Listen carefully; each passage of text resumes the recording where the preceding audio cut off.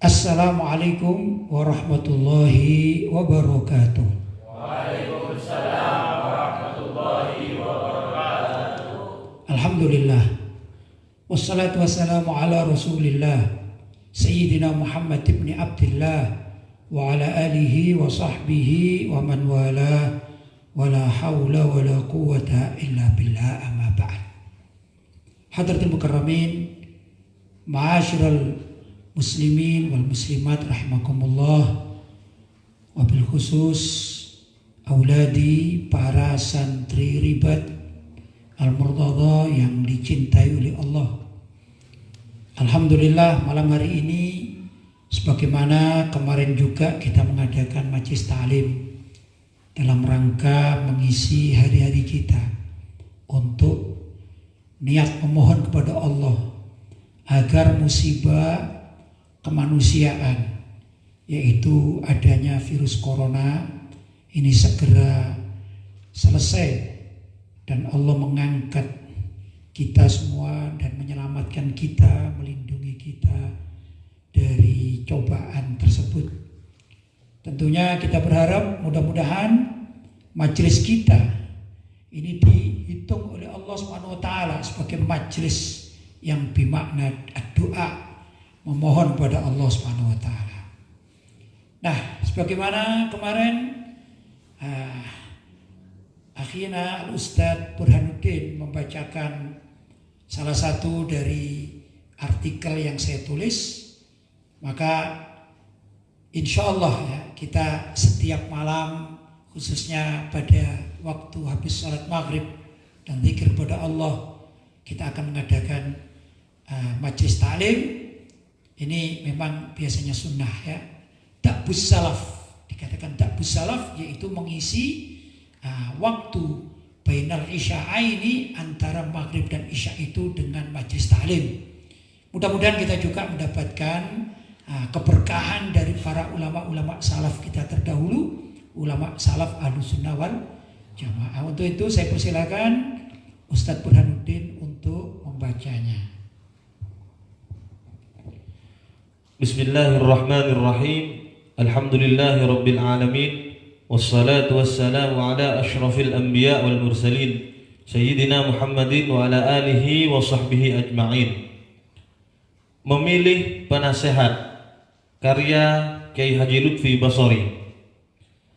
Amirul Mukminin Sayyidina Ali bin Abi Thalib radhiyallahu anhu berkata, ada dua macam orang yang bisa memecah punggungku, yaitu si bodoh yang banyak beribadah dan si alim yang menyeleweng. Si bodoh itu menipu kebanyakan orang dengan ibadahnya, sedangkan si alim itu menyebabkan banyak orang tersesat karena penyelewengannya. Ya, ini ibarat yang disampaikan oleh Sayyidina Ali bin Abi Thalib radhiyallahu ta'ala anhu tentang ada dua kelompok orang yang dianggap meresahkan bagi beliau, yaitu Sayyidina Ali bin Abi Thalib. Yang pertama adalah ada orang bodoh, maksudnya bodoh di sini tidak pandai terhadap urusan agama, tidak mengerti syariat, tapi dia ahli ibadah. Maka seringkali orang bodoh, atau dalam bahasa lain jahil gitu ya, awam, dia tidak mau mendalami syariat Islam atau aturan syariat, tapi dia ahli ibadah. Maka orang-orang akan menganggap bahwa orang ini orang luar biasa karena dia ahli ibadah. Ini sebenarnya problem ya. Kenapa? Karena orang awam seringkali tertipu dengan penampilan luar dari setiap orang yang menampakkan ahli ibadah, padahal dia tidak mengerti aturan syariat. Contoh ini ya, ada seorang ahli ibadah yang tidak mengerti syariat Islam. Misalnya saja, dia tidak tahu najis. Ya, mungkin lebih mudah. Dia tidak tahu bahwa, mohon maaf nih ya, air kencing itu hukumnya najis. Dia tidak tahu karena awam. Tapi dia memang ahli ibadah. Maka tatkala dia kencing, dia tidak istinja. Apa yang terjadi? Maka sholatnya atau ibadahnya, sholatnya tadi kan tidak sah, tidak batal kan, tidak sah. Karena apa? Karena misalnya saja dia tidak istinja, najis di dalam tubuhnya. Nah ini yang jadi masalah, orang awam hanya melihat penampilan, oh fulan ini adalah ahli ibadah, maka dia mengikutinya. Ya, bahkan kadang-kadang berfatwa yang salah, dia mengikutinya. Nah, ini kan problem. Nah, itu yang dikhawatirkan oleh Sayyidina Ali bin Abi Thalib radhiyallahu taala anhu. Yang kedua, ada orang alim tapi suka menyelewengkan agama. Dia ngerti, dia memang pandai berdalil ya. Dia pandai berdalil, tapi penggunaan dalilnya itu tidak cocok ya, dengan apa yang dilakukan. Ini kan repot juga, sehingga apa? Menyesatkan umat. Sesuatu yang semestinya haram dikatakan halal, yang halal dikatakan haram. Sedangkan orang-orang banyak mengatakan fulan ini ahlu ilm, ulama, tapi tidak cocok. Apa yang dilakukannya ini tidak cocok dengan aturan syariat. Nah, maka orang yang demikian ini bisa menyelewengkan umat. Nah, ini yang dikhawatirkan oleh Sayyidina Ali bin Abi Thalib. Sepertinya zaman sekarang ini sudah banyak ya orang bodoh yang ahli ibadah dijadikan panutan. Demikian juga orang alim yang tidak takut kepada Allah, suka menyelewengkan agama, ini juga dijadikan panutan umat karena penampilan mereka. Jadi masyarakat pada umumnya tidak melihat hakikatul amr, masalah yang sebenarnya bagaimana, cuma melihat tasliyah atau hiburan, atau melihat sebagai contoh yang zahir saja. Oh, orang pandai bicara agama berarti dia pasti benar. Oh, orang yang kelihatan ibadah pasti benar, maka jadikan panutan. Ini yang sangat ditakutkan oleh Sayyidina Ali bin Abi Thalib. Umat Islam harus pandai memilih penasehat demi kemaslahatan dirinya, baik di dunia terlebih di akhirat. Lanjut. Definisi penasehat itu adalah orang yang memberi nasihat dan saran atau pertimbangan. Arti kata nasihat adalah ibarat yang terkandung dalam suatu cerita dan sebagiannya yang disampaikan demi suatu kebaikan. Nasihat juga berarti moral. Ya, jadi dengan apa yang saya terangkan tadi tentang kekhawatiran Sayyidina Ali bin Abi Thalib yang terjadi ya di tengah masyarakat, maka umat Islam harus cerdas di dalam memilih ya. Karena di sini judulnya memilih penasehat ini. Jadi jangan setiap orang jadikan penasehat, setiap tokoh jadikan penasehat. Maka dilihat dulu, orang Islam harus cerdas. Misalnya ada tokoh yang ahli ibadah, apakah dia ahli ibadah berdasarkan syariat? Kalau iya, maka dia perlu jadikan penasehat. Atau orang alim, apakah orang alim ini takut kepada Allah, artinya tidak menyelewengkan agama? Iya, memang dia orang alim yang jujur, amanatun nakal, dalam keilmuan juga jujur, tidak pernah khianat dalam keilmuan dan segala macam. Ini patut jadikan nasihat. Itu memilih namanya. Tapi kalau ada orang ahli ibadah tampaknya, sedangkan ini orang bodoh hakikatnya, maka tidak boleh jadikan pimpinan atau penasehat ya. Atau orang alim yang suka menyelewengkan agama, maka juga tidak boleh dijadikan penasehat ya atau panutan. Penasehat juga artinya moral, maksudnya yaitu panutan ya. Nah, panutan di dalam masyarakat kan moral. Moral itu bagaimana? Yaitu akhlak. Jadi standar kita melihat seseorang dijadikan panutan di dalam berakhlak adalah apa? Hakikatul amr. Apa hakikatul amr? Yaitu kita cari orang yang alim, ahli ibadah. Ahli ibadah yang alim ya, yang tidak berkhianat kepada Allah dan kepada Rasulullah sallallahu alaihi wasallam. Seorang penasehat tidak boleh merusak perkataannya sendiri dengan perbuatannya dan tidak mendustakan lisannya dengan kebiasaannya, supaya tidak menjadi orang yang digambarkan Allah Subhanahu wa taala, yang artinya, dan di antara manusia ada orang yang ucapannya tentang kehidupan dunia menarik hatimu dan dipersaksikannya kepada Allah atas kebenaran isi hatinya, padahal ia adalah penentang yang paling keras. Ya, jadi kalau seseorang tokoh, ulama, ahli ibadah, orang soleh yang sudah sesuai dengan kriteria agama, kemudian dia dijadikan penasehat. Penasehat di sini adalah sebagai panutan, ya. maka jangan sampai orang tersebut jika memberi saran kepada khalayak kemudian dia mengingkarinya.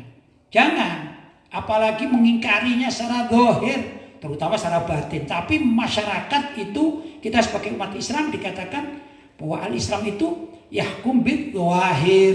Islam itu melihat tingkah laku yang zahir, ya. Maka seorang pemimpin, seorang jadikan penasehat kan juga pemimpin ya, atau pemimpin moral kan gitu ya. Ini harus menjaga diri. Jangan sampai misalnya ada orang mengatakan, "Hei saudara-saudara, janganlah kita melakukan apa ya misalnya, janganlah kita berjudi misalnya ini ya." Tapi dia main judi dan banyak orang tahu kalau dia ini main judi. Itu namanya dia menasihati orang banyak, sedangkan dia merusak nasihatnya itu dengan perilakunya sendiri di depan khalayak. Karena apa? Pasti orang-orang nggak akan percaya, ya kan?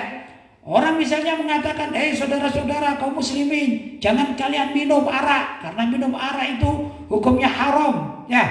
Nah, maka jangan orang tersebut si penasihat atau yang pemimpin itu melakukan minum arak, jangan, apalagi depan khalayak. Andai kata terpaksa dia ini minum arak, andai kata terpaksa, jangan sampai di depan khalayak ya, atau depan publik, jangan. Kenapa? Publik pasti tidak akan percaya kalau dia melakukan minum arak, dia melarang minum arak, sedangkan dia sendiri minum arak di depan publik. Pasti nasihatnya habaan manthura, tidak akan punya arti apa-apa. Makanya andai kata ini ya terpaksa, ini karena suatu hal terpaksa dia harus minum arak, ya paling tidak dia ke kamar sendirian minum arak, sudah. Ini antara dia hubungannya dengan Allah, ya dah, tidak melakukannya di depan umum karena akan merusak nasihatnya sendiri. Nah, itu yang terjadi. Nah, sebagaimana firman Allah SWT yang tadi disebutkan artinya, wa minan nasi may yu'jibuka qawluhu fid dunya wa yushhidullahu ala ma fi qalbi wa huwa aladul khisam. Ya, sebagian orang itu ada orang yang ucapannya menarik hatimu karena cara menyampaikan sangat indah, sangat baik, ya. Pokoknya menarik sekali sehingga kalian ini tertarik dengan ucapan-ucapannya, ya. Ini tentu di dunia, maksudnya dalam kehidupan dunia. Dan dia juga menampakkan kebaikannya itu di hadapan Allah seakan-akan, maksudnya dia ini menampakkan dirinya, aku loh orang yang paling takut kepada Allah, aku loh orang yang paling dekat dengan Allah, aku loh, begitu ya. Wa walatul khisam, sedangkan dia ini sebenarnya adalah penentang dari apa yang diucapkan. Hei saudara-saudara misalnya, ayo kita semuanya selalu melaksanakan sholat berjamaah, tapi dianya tidak pernah jamaah. Hei saudara-saudara, mari kita senantiasa mengingat kepada Allah, tapi dianya ini suka lupa kepada Allah, bahkan bermaksiat langsung kepada Allah, ya, dan lain sebagainya. Ini tentu perkataan dengan perbuatannya tidak sinkron, apalagi kalau di depan publik, maka itu akan merusak nasihatnya sendiri sehingga orang mengatakan, dia kan bisanya cuma bicara, coba melakukannya ternyata nggak bisa. Ya, ini nasihat yang disampaikan tidak akan masuk di dalam kehidupan masyarakat atau umat. Baik. Dan apabila ia berpaling dari kamu, ia berjalan di bumi untuk mengadakan kerusakan padanya dan merusak tanaman-tanamannya dan binatang ternak, dan Allah tidak menyukai kebinasaan. Ya, maksudnya orang-orang yang khianat terhadap nasihat yang diucapkannya, yang disampaikannya, dia menasihati orang banyak tapi dia mengkhianati nasihatnya.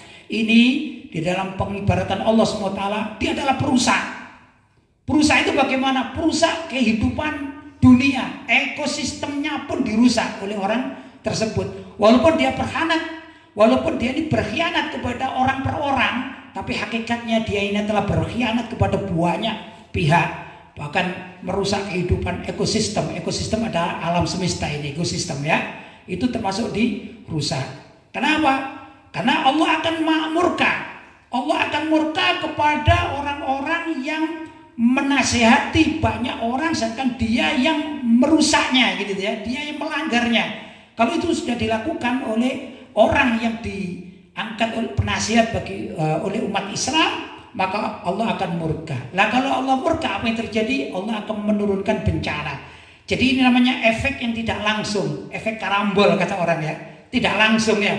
Fulan bin Fulan ini tokoh, tapi dia bermaksiat kepada Allah terang-terangan.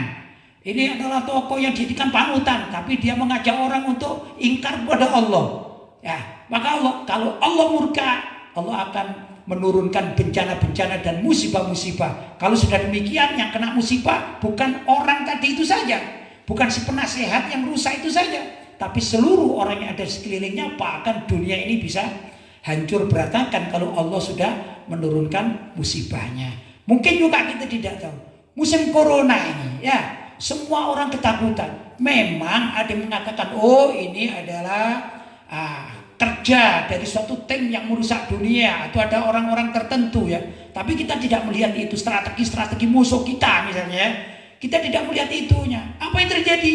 Ternyata dengan adanya corona ini kan musibah. Dan musibah ini mengena semua orang. Ya, ada lockdown dan lain sebagainya. Ini kan kita menjadi kerepotan. Ini apa? Mungkin kalau kita tanya ya, dan kita perhatikan, mungkin karena banyaknya orang-orang yang sudah diangkat menjadi penasehat oleh umat, tapi berkhianat terhadap nasihatnya itu sendiri. Maka Allah murka, maka diturunkanlah musuh-musuh bagi orang-orang tersebut dari mana saja terserah. Allah yang mengadakan. Kadang-kadang umat Islam itu memang memerlukan, kadang-kadang ya, kebersatuan umat Islam itu memerlukan musuh bersama.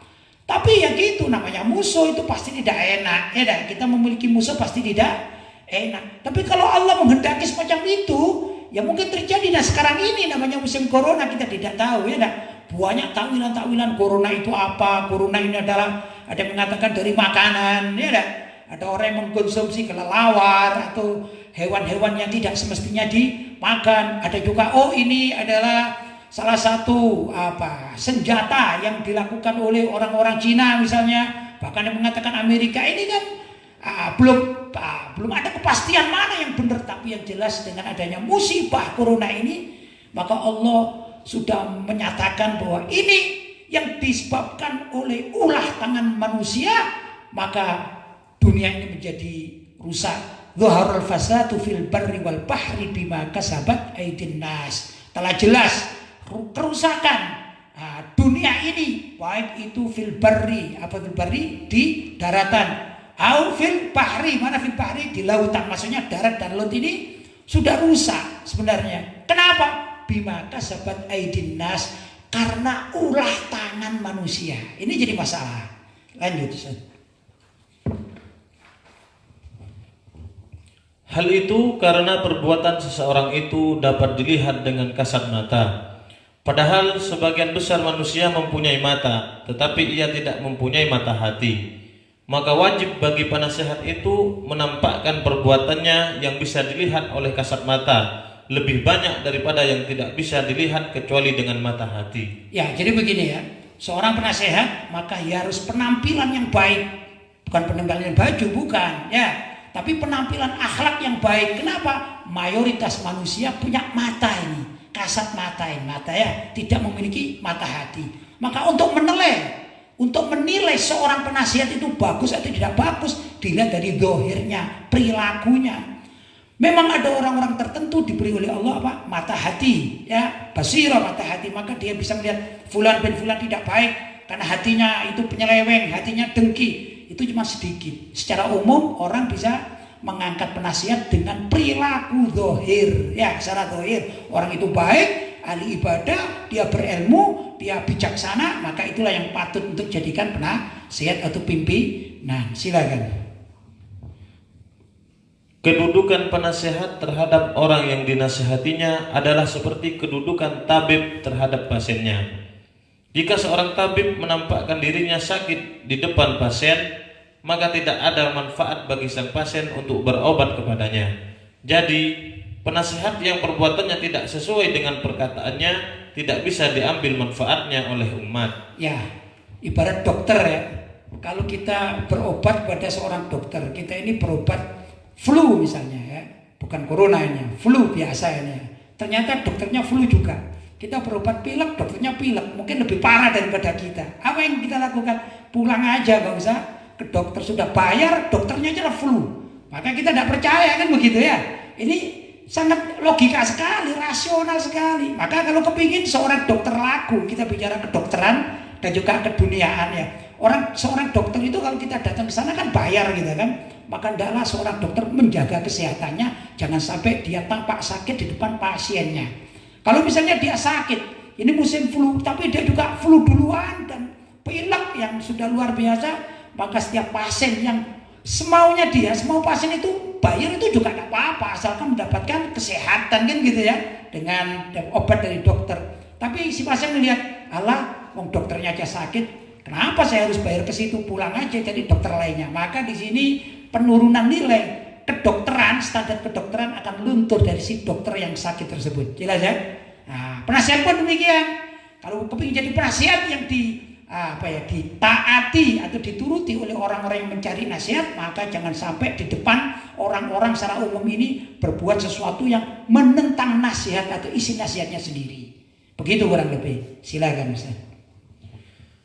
Saat ini cukup banyak suatu lembaga atau perorangan yang sedang gandrung mengangkat penasehat, entah itu sebagai penasehat pribadi atau suatu dewan pertimbangan yang diharap dapat menasehati suatu lembaga tertentu. Ya, maksudnya kita bicara masyarakat modern ya, itu banyak kita mencari nasihat. Bahkan juga suatu lembaga seperti pesantren itu punya penasehat, kan gitu ya.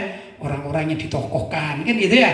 Atau juga lembaga-lembaga yang lain, LSM atau lembaga instansi, bahkan pemerintah juga mengangkat dewan pertimbangan, ya, dan lain sebagainya. Kalau dewan pertimbangan atau penasihat-penasihat itu diambil dari orang yang tidak tepat, maka instansi atau perorangan atau pemerintahan akan rusak.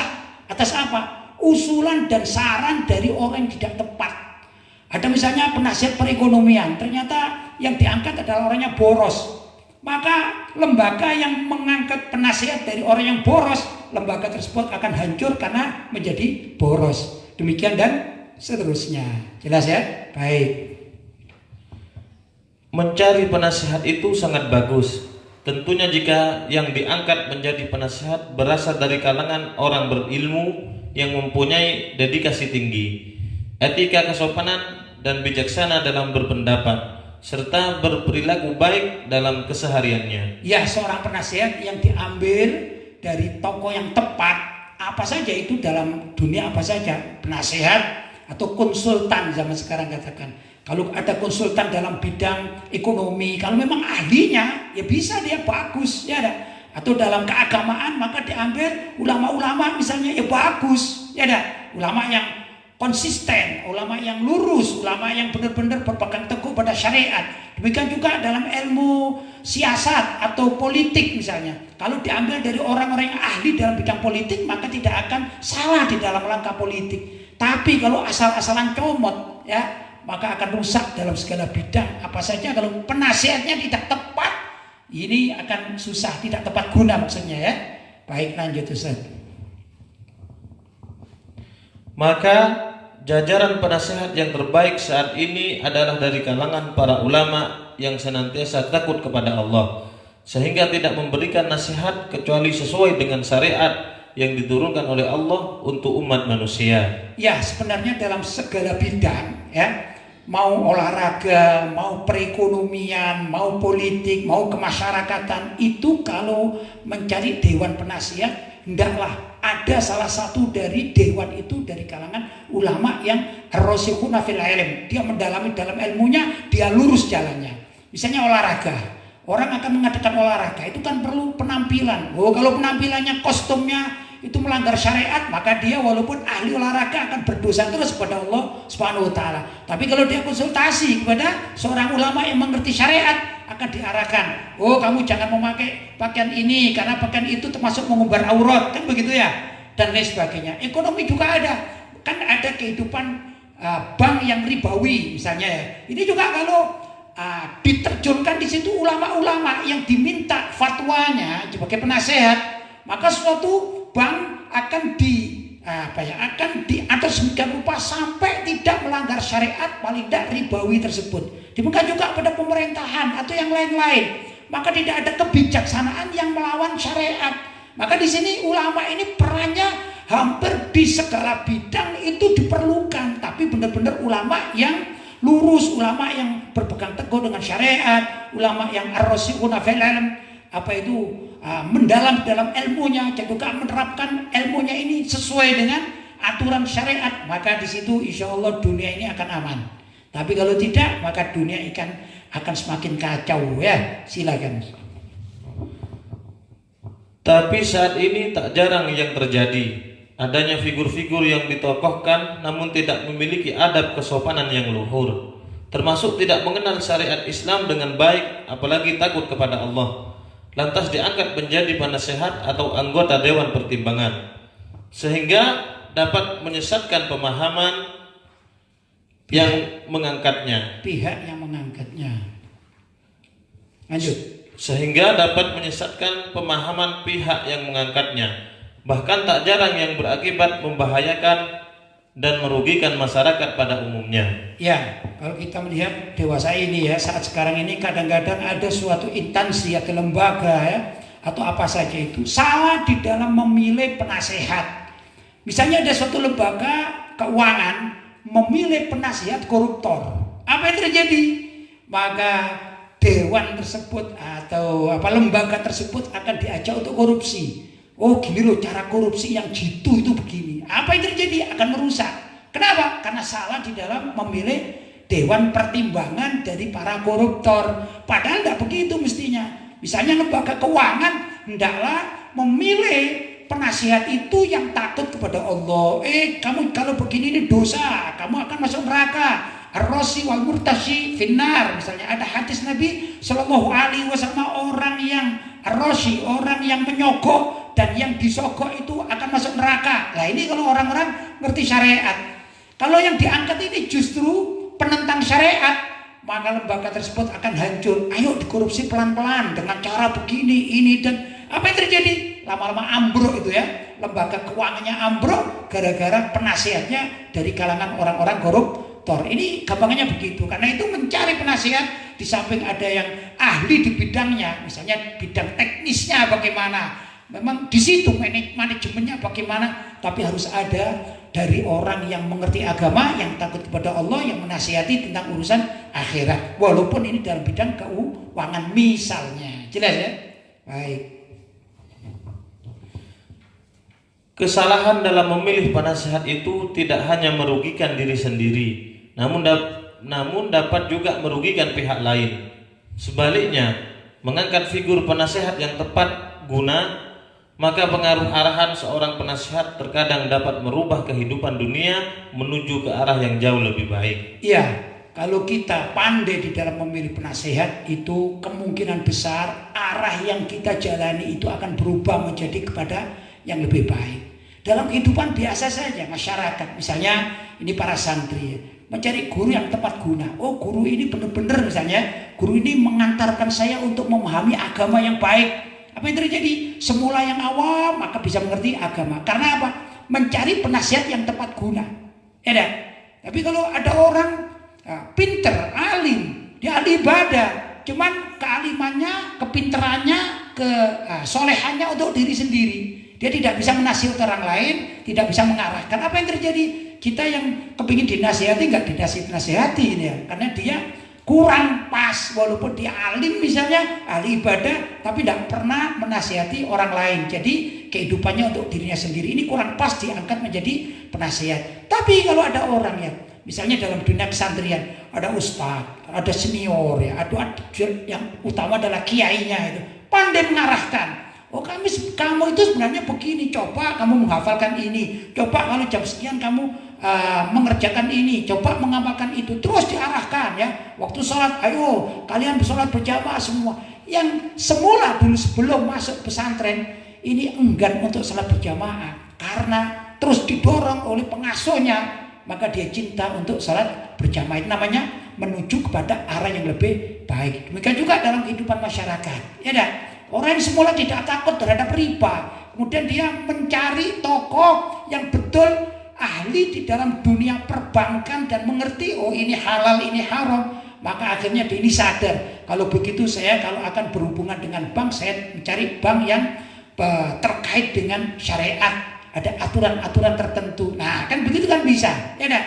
Kenapa akan merubah kehidupan orang dan juga masyarakat ini kalau tepat guna mencari seorang penasihat. Jadi penting ya mencari seorang penasihat, penting asalkan penasihat yang tepat guna. Ya enggak? Figurnya tepat sesuai dengan aturan baik dalam dunia apapun, khususnya dalam dunia syariat agama Islam. Ya ikhwan, ini tadi yang dibaca terakhir sudah ya. Nah, karena itu mudah-mudahan apa yang kita bincangkan pada malam hari ini bisa membawa kita kepada arah yang lebih baik ya.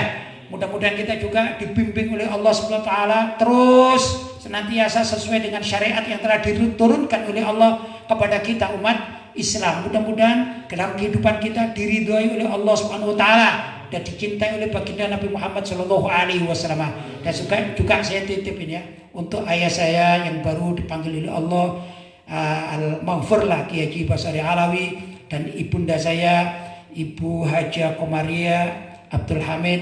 Kita doakan mudah-mudahan beliau berdua dan seluruh usulihima wa furu'ihima, semua dari rentetan-rentetan yang bernisbat kepada beliau berdua dan juga kepada orang-orang tua kita ya dah, yang sudah meninggal dunia dari kakek nenek moyang kita atau juga saudara-saudara kita yang lain yang telah dipanggil oleh Allah SWT. Mudah-mudahan kuburan mereka dijadikan kuburan yang munawwar, bercahaya binuril Quran, dengan nurnya Al-Quran. Mudah-mudahan beliau dipertemukan dengan Nabi Muhammad SAW di kuburan mereka sebelum kelak di akhirat. Dan mudah-mudahan kita juga kelak akan dikumpulkan dengan orang-orang yang soleh, ma'an nabiyyin was-siddiqin wasyuhada was-salihin wa hasuna ulaika rafiqa, dzalikal fadlu minallahi wa kafa billahi alima. Barangkali itu yang dapat saya sampaikan, mudah-mudahan ada manfaatnya. Kalau ada salah kata saya mohon maaf yang sebesar-besarnya. Hadza ma aqulu lakum wal afu minkum. Wassalamualaikum warahmatullahi wabarakatuh.